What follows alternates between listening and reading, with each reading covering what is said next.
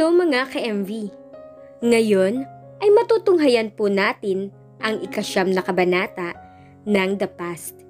Pero bago nating simulan ang ating storya, ay paki-like at share po sana ng ating video. Paki-click din ng subscribe button at bell icon para lagi kayong updated sa mga parating ko pang uploads. Nagliwanag ang paligid ng lumang bahay. Sa labas pa lang ay tanaw na ang kumpulan ng mga tao. Napakabuting tao kasi ni Senyor Felipe, kaya naman ang dami nagmamahal sa kanya. Sabi ni Marie habang nakatanaw sa loob ng lumang bahay. Tinanguan naman siya ni Ashley. Malapit na sila sa gate ng lumang bahay. Hindi din tayo magtatagal. Sisilip lamang ako sa lolo. Itinuring na niya talaga itong parang lolo noon. Hindi niya alam kung bakit hanggang ngayon ay ganoon pa rin ang turing niya dito. Pagpasok nila sa maliit na gate ay may ilang tao na napatingin sa kanila.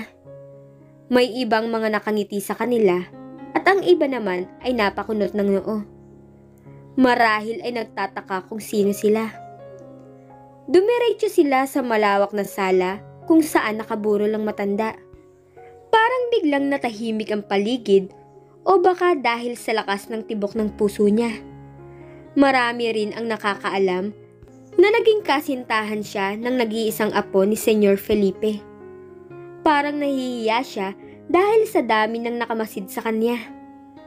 Nang masulyapan naman niya sa may dining area, ay nakita niya ang ilang mga kasambahay ng matanda. Tiyak nito na makikilala pa niya mga ito. At hindi nga siya nagkamali. Siya ay nginitian ng isa sa mga tao dito. Para bang nagagalak na muli siyang nakita. Nginitian niya din ito, ngunit nawala ang kanyang ngiti nang mapansin ang lalaking nasa likuran ng kasambahay. Those eyes were looking at her, and that familiar smile was formed in his lips. Naglakad ito patungo sa kanya. Nakangiti nitong inabot ang kanyang dalawang kamay. After so many years, I finally got the chance to meet you. Ang lungkot nga lang dahil sa ganitong okasyon pa tayo nagkita. Sir? I'm Edward Veneracion. Pagpapakilala ng lalaki. Edward? Yes, Steven's father. Nakangiti nitong sabi. I'm Ashley Villarosa. I've known you since then, Iha. Kahit hindi pa tayo nagkikita. Napatango ang dalaga bilang paggalang sa kanya. I'm glad to meet you po, sir. Thank you for coming, Iha.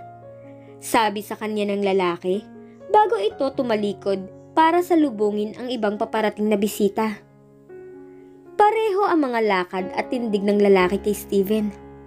Para bang nakikita na niya ngayon kung ano ang magiging itsura nito pag tumanda. Nilingon na niya ang kanyang kasama. Samahan mo ko. Yaya niya kay Marie. Nakasilip na ako dyan nung kasama ko si ate. Sandali lang ako. Pagkatapos ay aalis na tayo. Bulong niya sa kanya at saka humakbang patungo sa kinahihimlayan ng matanda. Huminga muna siya ng malalim bago sumilip sa salamin. Para bang nakangiti at payapang nakahiga lamang ang matanda. Saglit siyang nanalangin at pinasalamatan ang matanda sa magandang ala-alang iniwan nito sa kanya. Lalakad na sana siya papaalis nang bigla niyang maramdaman ang pagtabi ng isang tao sa kanya. Nilapitan siya nito dahilan para mapatingala siya sa kanya. Steven? Napatingin siya sa nangungusap na mata ng binata. You said goodbye. Tanong niya habang nakatingin sa kanyang lolo. Malamig at puno ng lungkot ang tinig ng lalaki. Mabuti pa sa kanya, nakapagpaalam ka. Please, I need to go. Nasabi niya iyon kahit na parang umatras ang dila niya sa pagkabigla. Muntik na kitang hindi makilala. Isang mapait na ngiti ang ibinigay niya sa dalaga. Short dyed hair. Iniisip ko kung na-master mo na ang paghalik na itinuro ko sa'yo noon. Please, Steven. Huwag dito. Mas nilapitan pa siya ng lalaki at tumungo na lamang siya. Mabuti na lang at natatakpan sila ng mga bulaklak at walang nakakakita sa kanila. Kailangan ko nang umalis. Akala ko ba nakamove on ka na? Mahabang panahon na din ang lumipas. Yes, I did. Agad nitong tugon sa lalaki. Mabuti naman.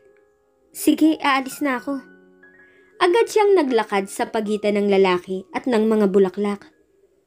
Parang ang bigat ng katawan niya sa bawat hakbang na ginagawa niya. Gusto niyang bilisan ang bawat hakbang, ngunit hindi niya magawa. Baka mahagip ng atensyon ng mga bisita kung gagawin niya. Hinanap niya si Marie sa kinauupuan nito. Agad naman siyang sinundan nito papalabas sana ng lumang bahay. Nagulat naman siya nang salubungin pa sila ng ama ni Steven. Mauuna na po kami, paalam niya. Hindi man lang kayo nagtagal? Pero salamat at dumating ka. Mag-ingat kayo ha. Hindi na nakangiti ang dalaga, sa halip ay tumango na lamang siya at saka tumalikod sa kanila. Nauna siyang maglakad papalabas ng gate. Ngunit pagtalikod niya ay nabunggo niya ang isang tao. Iginalaw niya ang kanyang kamay upang humanap sana ng makakapitan, ngunit huli na at napasubsob na siya sa dibdib nito. Steven, sabi niya nang makita ang lalaki. Mauna na ho kayo, Aling Marie. Ako na po ang maghatid sa kanya. Sige po. Sasabihin ko na lang kay ate. Hindi, hintayin mo ko. Pipigilan pa sana ni Ashley ang kasama, ngunit pinigilan siya ng lalaki. Please, Ashley, mag-usap tayo. Hinawakan nito ang kamay niya at wala na siyang magawa kundi ang sundan nito. Dumaan sila sa likurang bahagi ng bahay kung saan siya noon tumakbo pabalik ng dalampasigan na umaga pa lamang ay napuno na ng luha ang kanyang mga mata. Bitawan mo nga ako, sabi ng babae. Ngunit tila lalong hinigpitan ng lalaki ang pagkakahawak sa kanya. Alam kong iiwas ka na naman. Wala na akong dapat pang iwasan. Pwede ba, Ashley? Mag-usap tayo like two matured people. Sabi nito, sabay bitaw sa pagkakahawak sa kamay ng babae. Wala naman tayong dapat pag-usapan. Hindi na paghandaan ni Ashley na haharap siya sa ganitong sitwasyon. Ang tungkol sa atin, 6 years ago. Kalimutan na natin yun. Kunwari, ay baliwala lamang to sa kanya. Tiningnan ng binata ang mata nito, ngunit nakatuon naman iyon sa dagat. Ang tagal kong hinintay ang pagkakataon na to. Ang makaharap at makausap kang muli. I don't want to waste another day para i-explain yung side ko. 6 years ago. Kasasabi mo lang, 6 years ago na. And I think that's enough time to forget. No. Yes. Nakalimot na ako. Mula sa sakit sa memories. Lahat. Tumawa ang lalaki na para bang hindi ito naniniwala sa kanya. Sa tulong ng liwanag ng buwan, ay nahagip niya ang mukha ng babae at napailing sa kanya. Hindi ako naniniwala. Convince me more, Ashley. After what you've done to me, you expect me to... I expected you to hear my side. I expected you to trust me. Pero hindi mo ginawa. Agad na pinutol niya ang sinabi ng babae. Parang may bahid ng panunumbat ang sinabi ng binata. Pero nakita ko kayong dalawa. Anong pagpapaliwanag pa ang gagawin mo? Sabi ng babae. Parang nagbabalik ang lahat ng sakit noong umaga na yon. Tila ba nakikita niya muli kung paano niyakap ni Steven ang babaeng yon. Niloko mo ko at nakita ko yun ng dalawang mga mata ko. At naniniwala ka doon? Oo, nakita ko mismo. Akala ko ba mahal mo ko? Ikaw din. Akala ko rin minahal mo ko.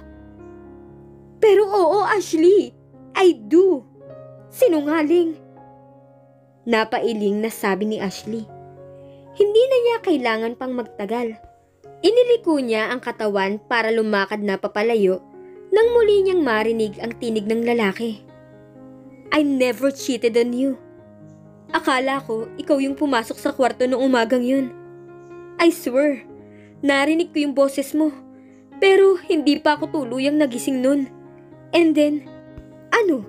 Nandun na siya sa kwarto mo bago pa ako dumating. Halos pareho na nga kayong nakahubad. Iniling-iling niya ang kaniyang ulo sa pagkakaakala sa mga nangyari. Ashley, tama na. Aalis na ako. Sa kanyang paghakbang, ay hinagip ng binata ang kanyang braso. Pakinggan mo muna ako. Pakiusap ng binata sa kanya. Nilingon niya ito at tiningnan ang kamay na nakahawak sa braso niya. Ano? Makikinig na naman ako sa isang kasinungalingan? It's over, Steven. Nakalimutan ko na. Nakalimutan na kita. Tinitigan siya ng binata. Imagination lang ba ang nakikita niya? Ang mga mata nito ay puno ng kalungkutan. Ang kamay na nakahawak sa kanyang braso ay umakyat at hinawakan ang baba niya. Hindi siya makagalaw dahil sa mga hawak na yun. Niyakap na siya ng lalaki, ngunit hindi pa rin siya nakagalaw. Tila nais dumaloy ng luha sa kanyang mga mata. I miss you. Narinig niya ang bulong ng lalaki sa kanya habang siya ay nakakulong sa bisig nito. Ngunit ang bisig na yun din ang yumakap sa babaeng yun. Parang may kung anong bumulong sa isip ni Ashley. Kumalas siya mula sa pagkakayakap sa kanya ng binata. Ashley! Hindi na niya pinakinggan ng lalaki. Tinalikuran na niya ito at saka lumakad papalayo. Nandito ka lang pala sa kwarto mo. Agad na napalingon si Ashley sa direksyon ng tinig. Mama? Naiinip ka na ba, anak? Napangiti siya sa kanyang ina at ibinaba ang photo album na hawak. Hindi pa naman po, ma. Hinaplos ng matanda ang buhok ng dalaga at naupo sa kama katabi niya. Hinanap kita kasi may bisita tayo. Hihintayin sana kitang mag-almusal pero sabi ni Marie ay nandito ka daw sa kwarto. Napatingin siya sa kanyang ina na tumayo na at naglakad papalabas. Halika anak, sumunod ka. Tumayo siya at humarap muna sa salamin bago lumabas ng silid. Pagdating niya sa sala ng kanilang bahay, ay nagulat siya nang makita ang tinutukoy na bisita. Ashley, iha. Good morning po, Ma'am Olivia. Sabi nito, sabay sulyap sa kanyang ina na nakangiti sa kanila.